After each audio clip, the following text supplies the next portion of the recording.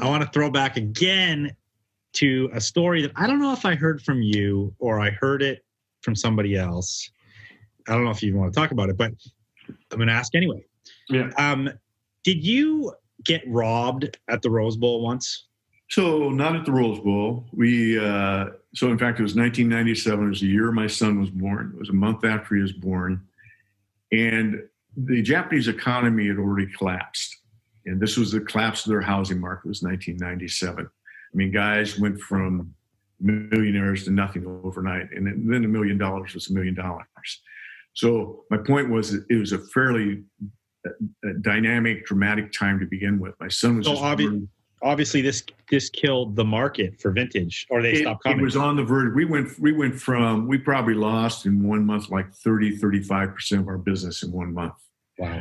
The reason I bring that up is we went to that Rose Bowl that time with the most product we ever had. We brought everything but the kitchen sink.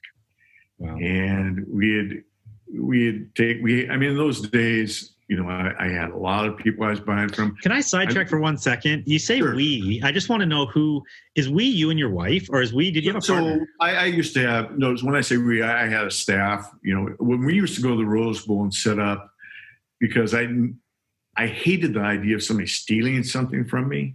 I would bring like 4 or 5 staff people with me. I'd be paid for their hotels, pay for their meals, because I didn't want stuff stolen. So when I say we, I just meant me and my crew. So you were always a solo show, doing your own thing? Yes, in terms of ownership, yeah. My wife was involved to some degree on the business side of it, but not in the product side of it. But in any case, we rolled up there for a lot of stuff. It was a fairly meager sales. I think we sold $20,000 or $30,000 worth of stuff. Not a great shake. Sure, we were loaded with like a rack of double X's, a rack of A2s, a rack of workwear. I mean, we were just packed. And so when you say 20, 30,000 is a low show for the Rose Bowl, I know I've heard from other dealers that, 50 to 75,000 at a Rose Bowl in the heyday was not unheard of, correct? Not unheard of. Yeah, not unheard of. Which is, for people listening, that's never been one for us, but yeah. Yeah.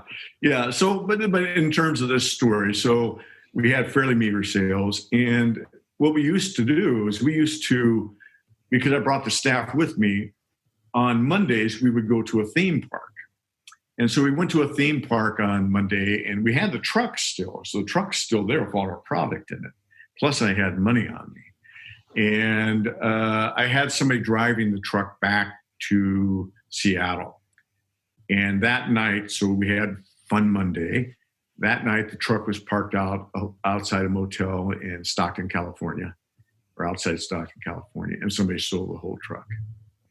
And we were insured, but what we didn't know is that we were only insured up to 100 miles from our warehouse. Man. We were about 900 miles from our warehouse. So our insurance company declined to cover our loss. I figure we didn't have an exact inventory, but I figure we lost roughly $350,000 just in what we paid for it, not what it was worth, but that's what we paid for. It's about $350,000. And not to be overly dramatic about this, but this was coming from someone who started this business on waiters' tip money, right? Where $5 was a lot of money to me. And so that was something we worked long and hard for, both me and my wife.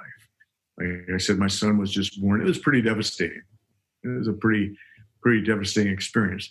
That being said, if that's the worst thing that ever happens in my life, I'm pretty good. We survived as a business. It was painful. It was sort of, it's certainly creepy to think that somebody stalked us, took the truck, sold it to somebody else, somebody who knew it was stolen, obviously would have known it was our stuff. All those things feel pretty bad. But nonetheless, we survived. Yeah. Horrible things happen to nice people all the time. And we just moved on. So, that's almost the hardest thing about theft, I find. And I'm like you just mentioned that you probably know the people.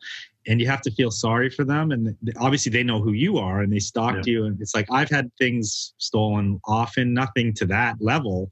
But then, even things where things have been stolen from my office, and I'm like, the worst part is they're probably one of my staff. And now I can't even pinpoint who it was. And then it's like this betrayal, right? It's an excellent word. Yeah. Excellent word.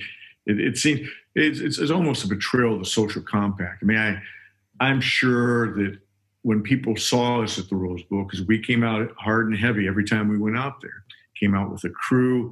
And I imagine some people, they interpret that as arrogance, or they interpret that as, me thinking that I was this or that or the other thing.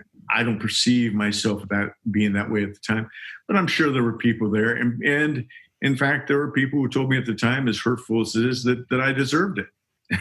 And I thought, I'm not sure how you determine that, but in any case, it opened. It was a lot of stuff. It was a really horrible time, and we sold our house because we thought we were going to go bankrupt.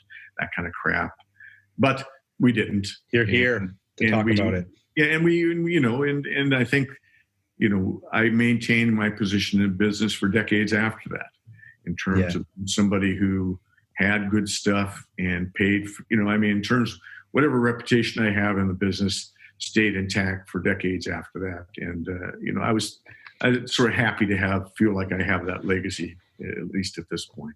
You do.